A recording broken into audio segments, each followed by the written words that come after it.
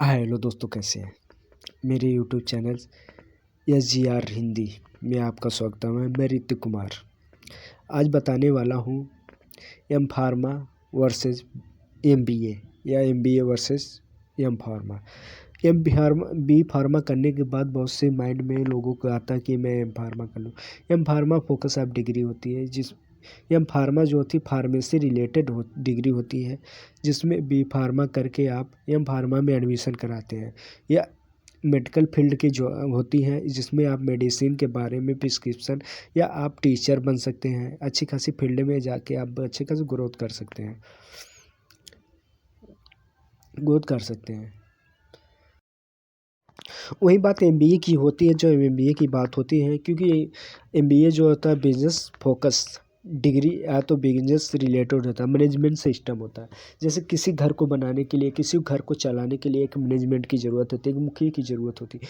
उसी प्रकार MBA भी होता है। इसके प्रोग्राम कोर्स क्या होते हैं, सब मैं आपको अच्छे से डिटेल बताऊंगा, क्योंकि आप लोगों का बहुत कन्फ्यूजन होता है, बहुत कमेंट आते हैं कि MBA वर्सेस के MBA जो होता है 2 वर्ष का कोर्स होता है, 2 साल का, 2 ईयर का होता है। बिजनेस एंड मैनेजमेंट स्किल, आप बिजनेस करना चाहते हैं, किसी इंडस्ट्री में डालना चाहते हैं, क्योंकि देखिए जो आजकल का हॉस्पिटल या कुछ भी खोलते हैं इंडस्ट्री में, उसमें मैनेजमेंट होती है, मार्केटिंग होती है। आप अगर मार्केटिंग या मैनेजमेंट नहीं कराएंगे तो आपका बिजनेस चलना नहीं, एकदम ठप बंद हो जाएगा। वही बात फार्मेसी रिलेटेड करते हैं तो बी फार्मा जो होता है, आप बी फार्मा करके एम फार्मा में एडमिशन लेंगे तो मैं सजेशन आपको पहले यही दूंगा कि अगर आप एम फार्मा किए तो बी फार्मा किए तो एम फार्मा ही करें, क्योंकि आपका आउटसाइड या दोनों अलग अलग कोर्स हो जाते हैं। मैनेजमेंट अलग हो जाता है, आपका काउंटिंग हो जाएगा, और इधर से इधर आपका कोर्स अलग हो जाएगा। अगर हाँ आप इंडस्ट्री मैनेजमेंट करना चाहते हो, हॉस्पिटल मैनेजमेंट करना चाहते हो तो आप कर सकते हैं, लेकिन आपकी वो अलग एक हो जाती है। और आप दोनों करके आप टीचर भी बन सकते हैं। चाहे MBA के किएंगे तो MBA के रिलेटेड आप टीचर बन जाएंगे, अकाउंटिंग फाइनेंस से सब मैनेजमेंट पढ़ाएंगे। अगर आप बी फार्मा करके एम फार्मा करके आप PhD करके टीचर बनेंगे तो आप मेडिकल रिलेटेड, ड्रग रिलेटेड ये सब पढ़ाएंगे, उसके रिलेटेड सब्जेक्ट आप पढ़ाएंगे। दोनों आप पढ़ के टीचर बन सकते हैं, दोनों आप बन सकते हैं, इसमें कोई चांस नहीं है। आप जो जिस रिलेटेड जाएंगे, आप अगर किस रिलेटेड जाएंगे तो आपको उसी से रिलेटेड तो आपको जॉब मिलेगी। आप उसी सब स्किल लोगों को बांटें। एक्सपीरियंस और सैलरी की मैं बात करता हूँ। एक्सपीरियंस देखिए, जितना ज़्यादा आप टीचर में भी जितने पुराने ओल्ड होते जाएंगे उतनी सैलरी आपकी बढ़ेगी।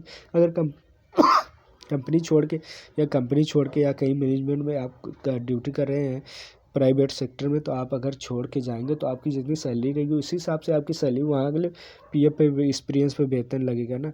तो आपकी जो सैलरी होगी, PF जो सैलरी स्लिप होगी आपको, अगर किसी कंपनी के पहले आपको 15,000 मिल, अगर आप वहाँ पर गए इंटरव्यू दिया तो आपकी सैलरी वहाँ पर ऑटोमेटिक बढ़ जाएगी।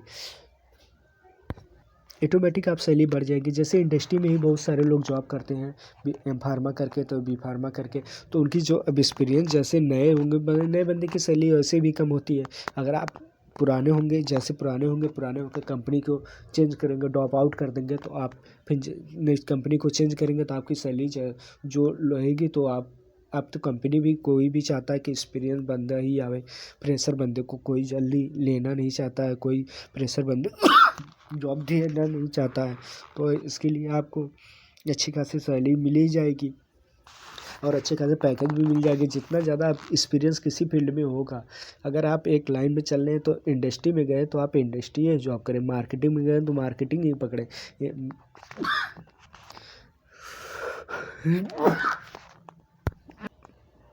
MBA भी सैलरी जो होती है उसके 7 से 12 लाख की पैकेजेज होते हैं।